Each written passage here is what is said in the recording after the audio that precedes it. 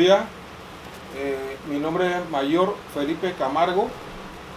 Fui miembro de la escolta del general Torrijos desde 1978 hasta que falleció en el 31 de julio de 1981 con el rango de teniente.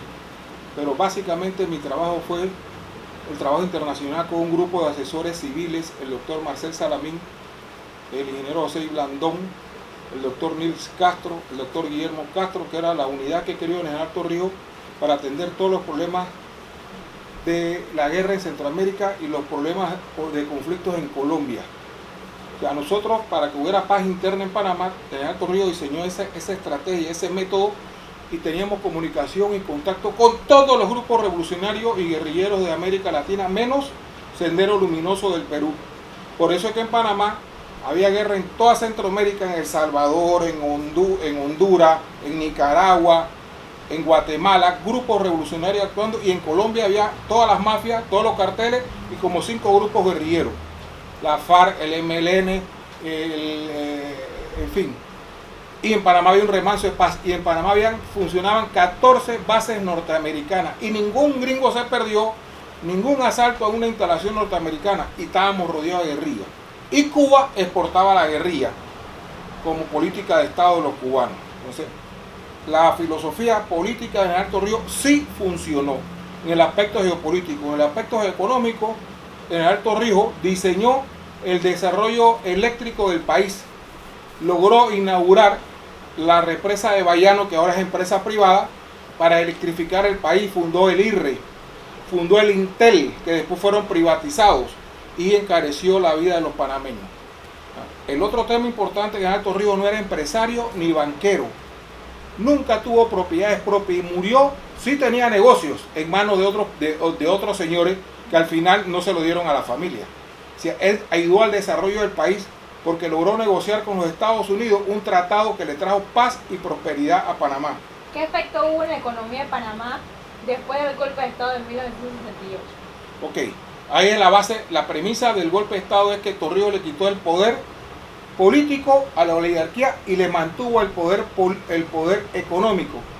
Hay dos poderes, el político y el económico. En aquel momento, como existe hoy después de la invasión del 89, la oligarquía mantiene los dos poderes, el poder político y el poder económico, con el apoyo de la policía, la fuerza pública, para poder mandar, para poder gobernar.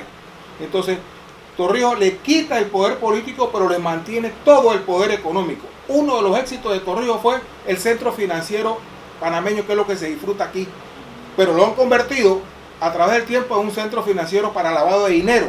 Por eso el año pasado nos metieron los gringos el golpe de eso, los Panama Papers. Entonces hay que decir la verdad. El que funda el centro financiero es Omar Torrijos, en una visión geopolítica amplia, y el centro financiero de Panamá coincide con la hora de Nueva York, cuando cierra la bolsa de Nueva York. Eso hay que decírselo a la juventud. Eso no lo hizo esta clase política oligárquica ahora. ¿Sí? ¿Por qué? Porque los Estados Unidos sí aceptaron un centro financiero porque ellos necesitaban tener influencia en Panamá. Hoy no hay ningún banco gringo en Panamá, ninguna gran empresa norteamericana. Hace 2 gobiernos, hace 10 años, ninguna empresa norteamericana funciona en Panamá. ¿Por qué? Porque de los poderes económicos que se instauran a través de la invasión de 1989 de los gringos, se apartan de los gringos. Entonces, Torrijos sí desarrolló el poder económico criollo para Panamá por Panamá. ¿Está usted de acuerdo con los acontecimientos ocurridos y por qué? Sí, estoy de acuerdo con el golpe. Yo tenía 18 años, estaba en el último año del colegio La Salle. Mi papá era militar, mi papá era mayor, jefe del escuadrón de caballería, entró de raso en el 36 y él estuvo en toda la conspiración desde mayo, después de las elecciones del 68, porque antes el toma de poder era el 1 de octubre. O sea, tuvieron mayo, junio, julio, agosto, septiembre, casi 5 meses conspirando los militares y los guardias, con cooperación del grupo de inteligencia 470, que tenía una oficina al lado del despacho del comandante jefe Bolívar Vallarino en aquella época. O sea, la historia está escrita, los gringos permitieron el golpe. ¿Por qué? Porque era lo que está pasando hoy. La oligarquía tenía el país enredado por los intereses y las fuerzas económicas encontradas. Entonces, los militares, que en aquel tiempo sí eran árbitros calificados, cualificados por el pueblo, no como hoy, porque la Guardia Nacional era una unidad política que el pueblo la respetaba. La autoridad del comandante jefe en ese momento, Bolívar Ayarino, era una autoridad respetada. Entonces sí estoy de acuerdo porque el país entró en una nueva fase que después hubo al inicio guerrillas urbanas y guerrillas rurales, pero fueron aniquiladas. Esas guerrillas urbanas y guerrillas rurales hubo muertos y violaciones de derechos humanos por ambas partes, no como lo han querido enfocar ahora.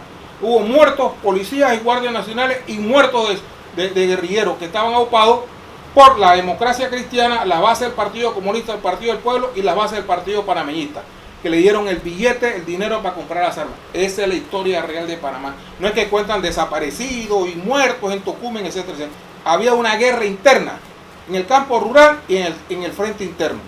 Fueron derrotados con la ayuda de la inteligencia norteamericana y después se instaura lo que es la unidad nacional para poder desarrollar las negociaciones con los Estados Unidos. En esa unidad nacional, los negociadores eran de derecha, de centro, de la oligarquía. Fue lo mejor que captó a Torrijos para enfrentar en la mesa de negociaciones, que al final tuvo éxito las negociaciones del Canal de Panamá, que ahora son las famosas áreas revertidas, el canal ampliado, que sin esa acción no hubiera habido un desarrollo económico como lo tiene Panamá hoy. ¿Qué es el torrijismo y actualmente ese concepto se mantiene vigente? El torrijismo no está vigente ni en el partido político que es el PRD. Yo soy un crítico directo del PRD, no soy PRD, soy oficial torrijista. El torrijismo es la esencia del pueblo al poder, conducido en aquel momento por las Fuerzas Armadas, la Guardia Nacional. Pero al desaparecer el poder militar después de la invasión, se cortó. Entonces los que se creían dueños del PRD elevaron una imagen del torrijismo a su forma y a su manera. Hoy no hay torrijismo.